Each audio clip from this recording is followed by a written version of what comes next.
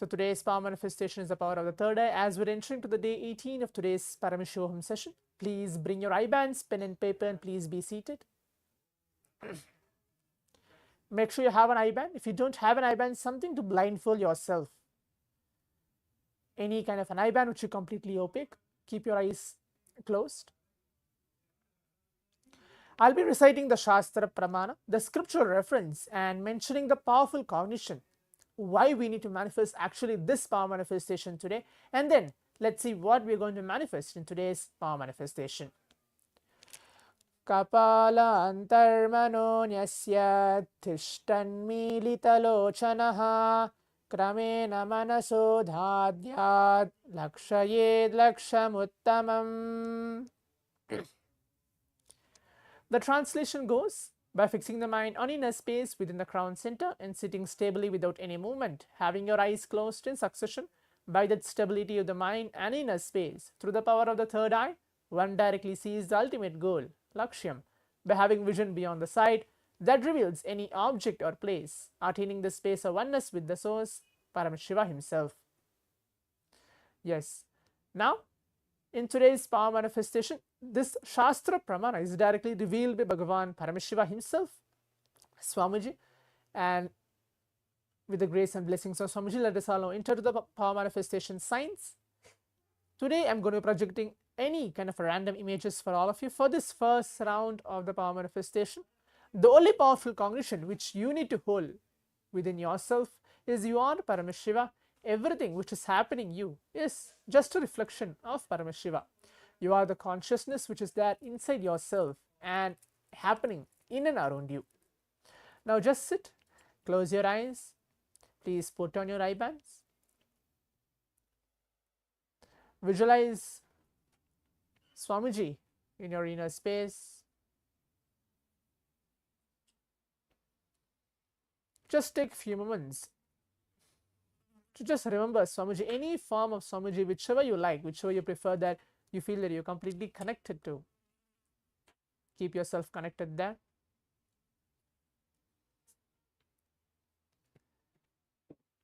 Let's chant the Mahavakya along. Om Nityananda Paramashivoham.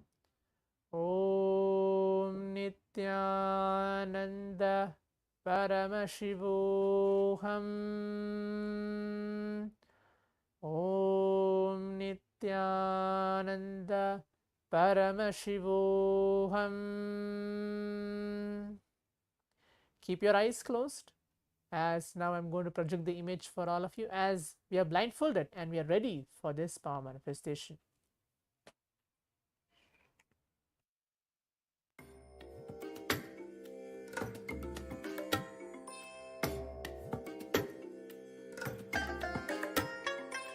I bless you all.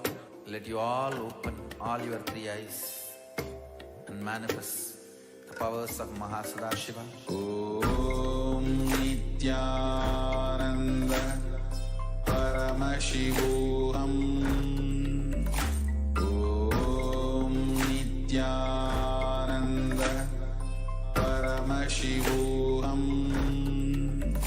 Om Nityananda Paramashivoham.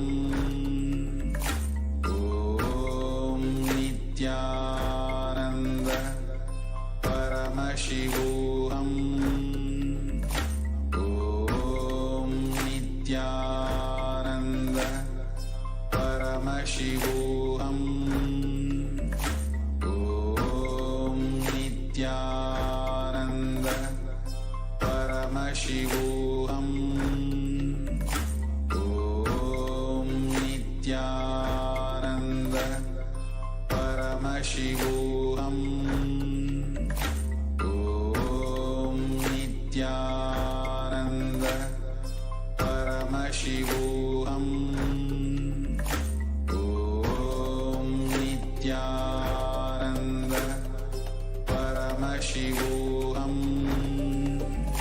Om Nityananda Paramashivoham. Om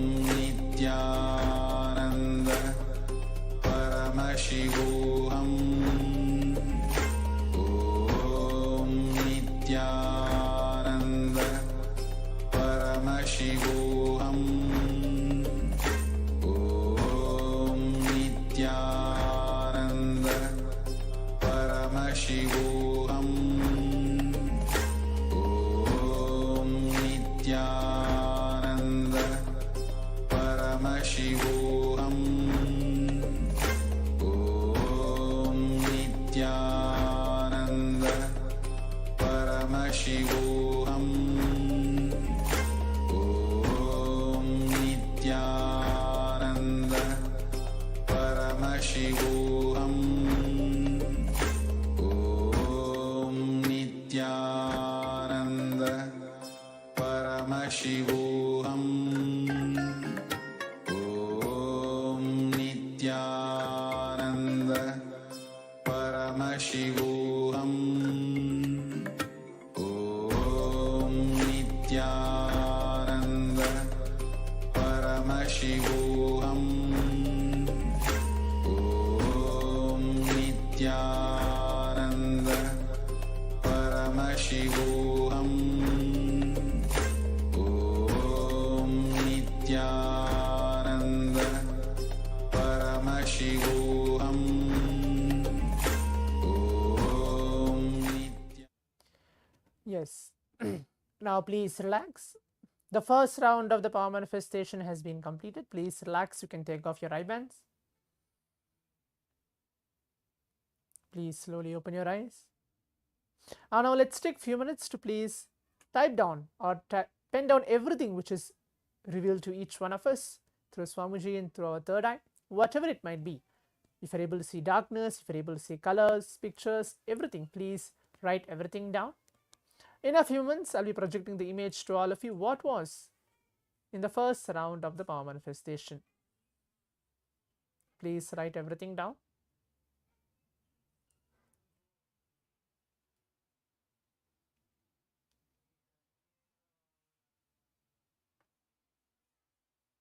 Make sure you write everything in detail.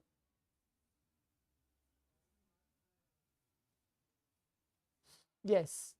So now let's all see what is the image which was projected to all of us for this first round of the power manifestation. Now as you can see, this is the image which was there for the first round, which has it's completely a nature based picture, which has green, which has brown in color, which has completely ocean over there. Whatever was revealed to you, to each one of us through our third eye, if you're able to actually get it correct, you can actually go ahead and share your experience as well on the Zoom chat or wherever you're watching this power manifestation session, telling that what you have manifested. If you have not manifested to your accuracy, that you feel that yes, I have not manifested, I might be able to get more better, we have one more round as well for this round of power manifestation. Now let's enter to the second round of the power manifestation. Please keep your eyes closed. Please put on your eye bands. Let's all start chanting the Mahavakya again. Om Nityananda Paramashivoham. Om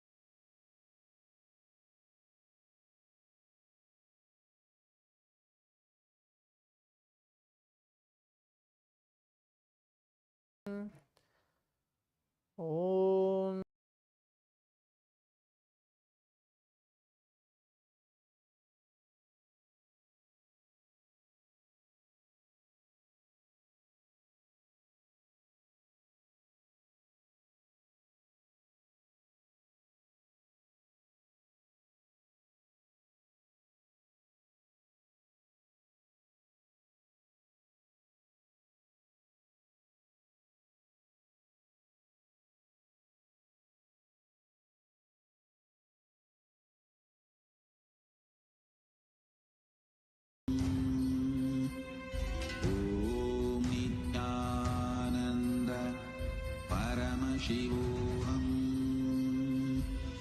Om Nityananda Paramashivoham.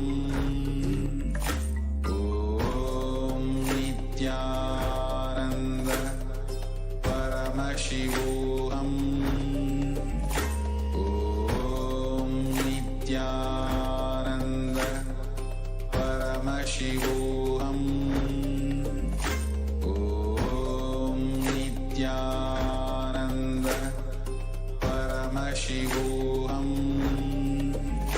Om Nityananda Paramashivoham. Om Nityananda Paramashivoham. Om Nityananda Paramashivoham. Sorry for the technical glitch again. As please keep your eyes closed. We're going to project the image for all of you for this second round of the power manifestation. Please keep your eyes closed, as now I'm going to project the image for all of you.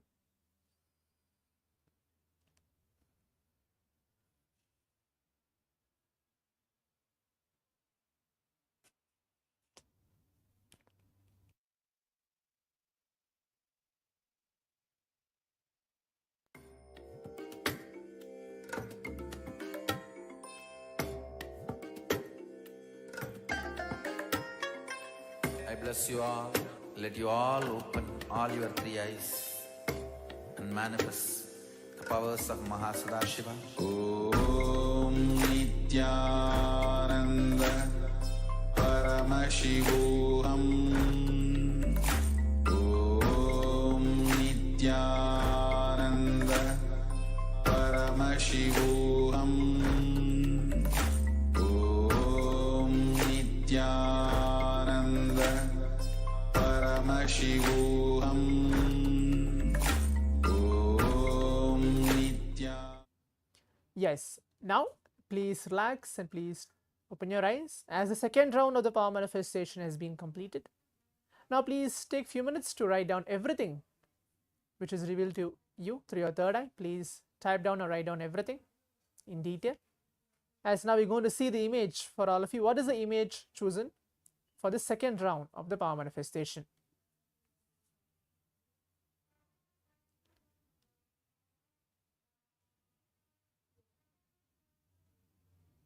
Yes, now you can see this is the image which was there. In this there are like many objects which is there, maybe a phone, an iPad, a pair of glasses which is there, which is in red in color, a pen as well. So this is the image which was there in this round 2 of the power manifestation. So if you're able to get anything correct regarding to pictures or colors, you can please go ahead and share your experience as well in the social media. As we are completing the 21 minutes of this exciting power manifestation session, let us share your experience on the social media, sharing how we are actually manifesting this power by the grace and blessings of Swamiji. As we are entering to today's day 18 of today's Paramashivoham, we have a long day to go to receive the darshan of the Supreme Point of Hinduism in the form of Veerabhadramurti. Let us all get ready for that, to prepare ourselves to receive Swamiji today. Stay tuned, we'll be starting the next session very shortly. Thank you. Nityanandam.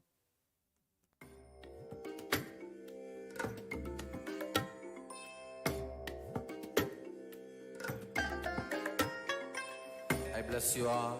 Let you all open all your three eyes and manifest the powers of Mahasada Om Nityananda Paramashivoham. Om Nityananda Paramashivoham. Om Nityananda Paramashivoham. Om Nityananda Paramashivoham.